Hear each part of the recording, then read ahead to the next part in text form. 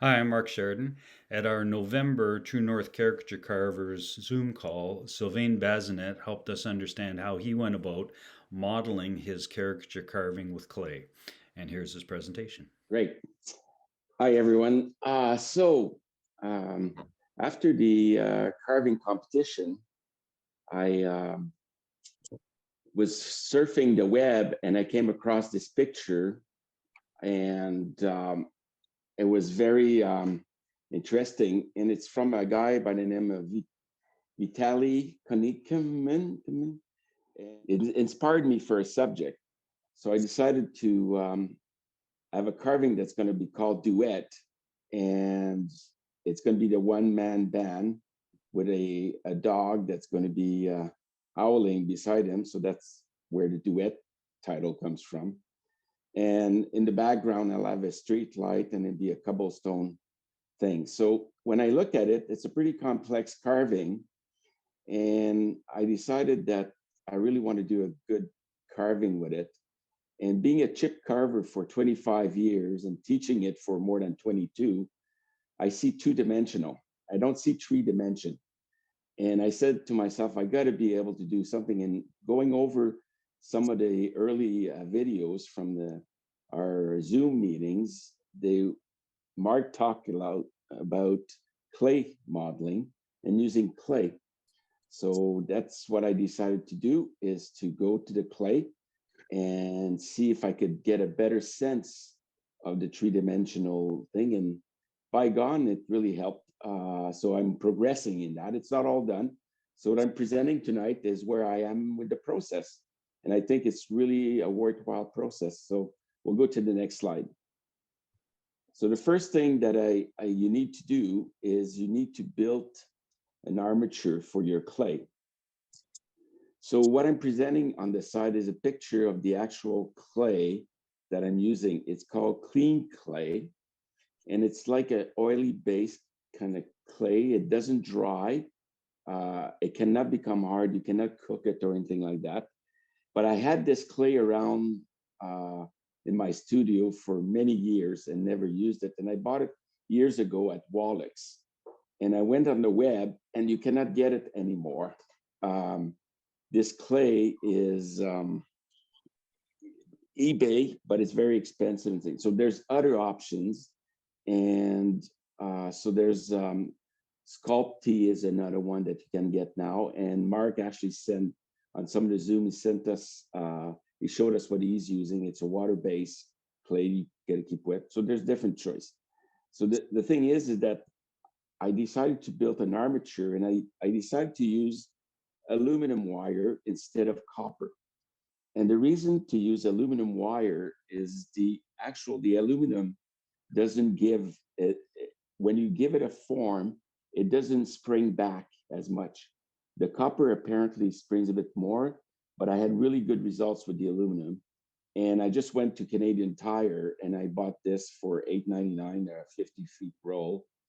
And so I end up using, at first I did 4 strand, and I use the drill. You'll see in the last on the far right side, it's my drill, and I put the 3 strand together. I put them in the vise, and the other 3 strands in the actual jaw of the drill, and I just turn the drill slowly, and it all twists nicely like a cable on itself. So I learned, and the reason I say I learned is because tonight what I'm presenting is my first armature that I did in my clay model. I didn't like it. I went back and I redid it, and I'm continuing on that process. But we'll go to the next slides and we'll talk about that. So after you do the armature, what I did to actually come up with the armature, I did some research, and Joe Yu from the Caricature Carver of America had a presentation that he did um, a while ago, I think it was in the spring, on Armature and so on. And so it was a really, the way he uses it, he used copper wire, and he uses some metal ring with with you put a screw to tight wires together. I didn't have that around, so I used some plastic tubing that I used with epoxy, and I used this approach. So, and one of his suggestion is to do several holes on your board so that you can put the feet at a different angle and so on. And that's what we see in the middle picture, that the body's actually twisted. That's the nice thing about the armature. Before you even start to put the clay on, you just twist the body. And that's what I did on that one. And then for my first armature, I decided to put foil. I went to the dollar store and just bought a roll of foil. Did not go in the kitchen and use my wife's foil because I would have got in trouble for that one. So the dollar store was good enough for foil. So I put that so I would use less clay on my model.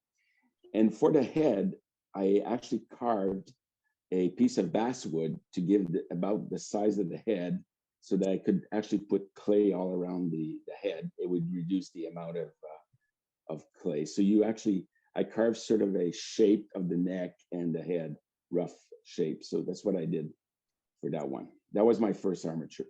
We'll go to the next slide. And then it's a great process to set the proportions. So what I did is I started to put the clay on. It goes really easy. And in some instances, I roll the clay and I would pile it up and build it up. And for the body, I put a big amount and I would squeeze it in my hands and so on. And it worked really great for the musical instruments. I was able to build a big bass drum, and that would give me the proportion that it would be behind his back.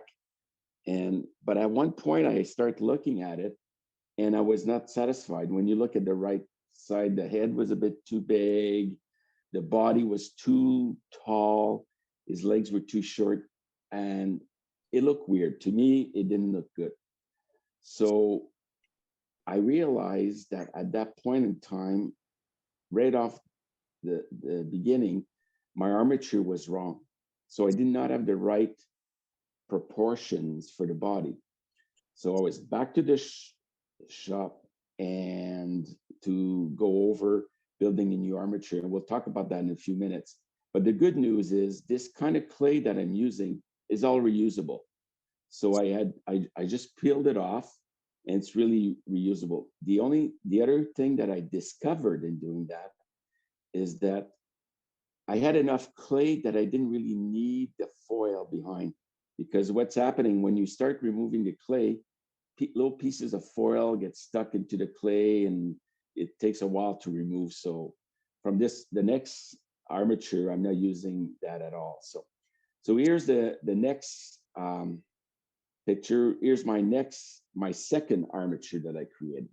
So I went on the web and I took a look at the right anatomy.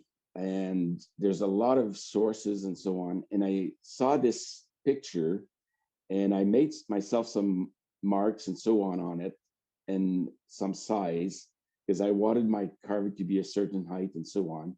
And it's so many faces, height. And what I did is then I started with the new strand, 6 strand, I started bending the actual aluminum wire in accordance to the actual diagram right on it so that I would have the right proportion. And in this one, I did not use the Joe Hughes approach. He uses only 2 armature strand. He uses only 2 aluminum thing. In this case, I went with 3 where I can separate the shoulder and the legs and the body and so on. So I used 3 strands. And if you look on the right side, there's the head, the circle at the top that goes all the way to the bottom of the legs. That's 1 aluminum strand. The shoulders and the arms are another one, and the leg is a 3rd one. And I discovered while I was doing this, I thought of something. Oh, how can I hold them together a bit better? And I discovered that using those shrink wrap wires that sometimes when you do some repairs on wiring, you can just buy them at Canadian Tire. You just put It's a rubber shrink wrap that you just use a heater on, and it just shrinks. And that was very strong, and it kept all my armature together. So that's what I used. And then I glued my armature in the holes with some crazy glue. When I was deciding where I wanted the legs to be and so on, then I glued it so it's really solid to start the work on my actual second model. So the new clay model is, we see it right here in front. So the proportion of the body are now working. It looks better.